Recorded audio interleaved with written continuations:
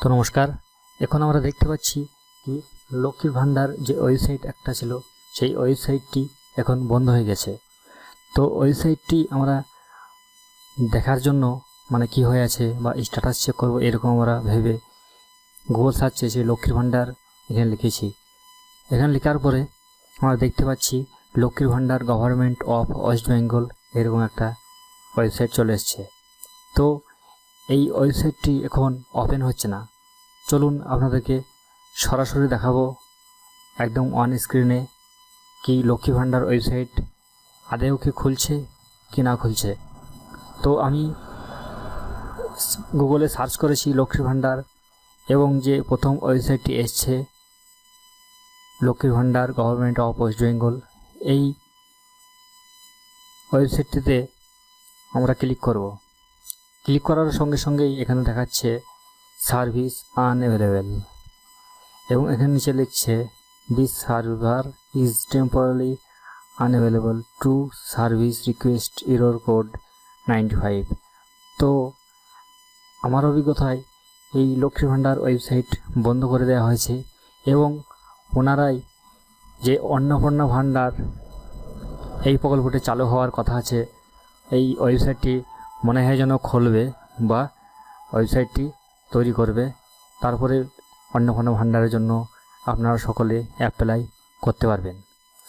তো আগামী মাস থেকে এই অন্নপূর্ণা ভান্ডার মনে হয় যেন অ্যাপ্লাই শুরু হবে।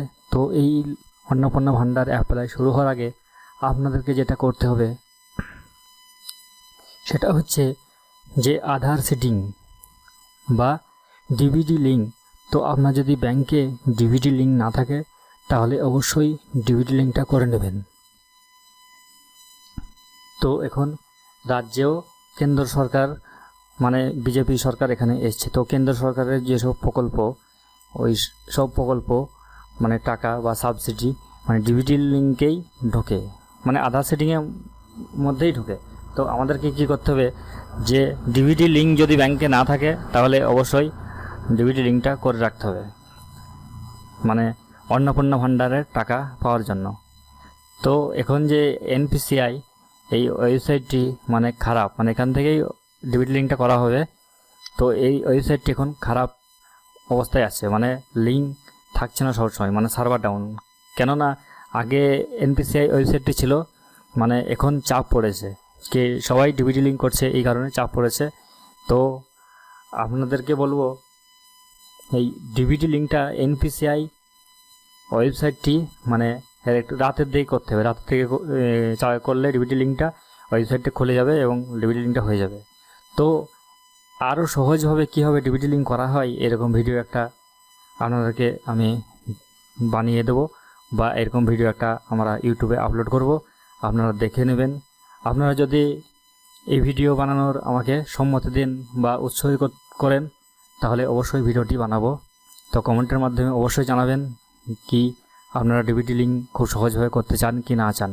তাহলে এর পরবর্তী যে ভিডিও আমি একটা ডিবিটি লিঙ্কের ব্যাপারে সহজভাবে মানে বানানোর চেষ্টা করব বা বানিয়ে দেবো। তো এখন যে অন্নপূর্ণা ভান্ডার সামনের মাস থেকে অনলাইনেই অ্যাপ্লাই হবে এবং যাবতীয় যেসব document Aadhaar card, PAN card, voter card, ব্যাংকের পাসবুক এগুলা অবশ্যই আপনারা ঠিকঠাক করে রেখে দেবেন। কোনো ভুল থাকলে আপনারা সংশোধন করে রেখে দেবেন। এটা অনলাইনেই মানে অ্যাপ্লাই হয়।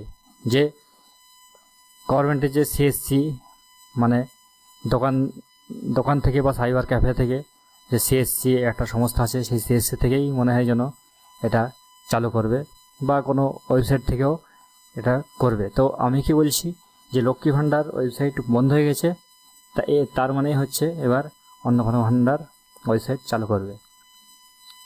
তাহলে ডিবিটি লিঙ্কটা আপনারা সব করে রাখবেন। ডিবিটি লিঙ্কটা খুব সহজ হবে, কীভাবে করা যায় আমি একটা ভিডিও আপলোড করব, আপনারা দেখে নেবেন।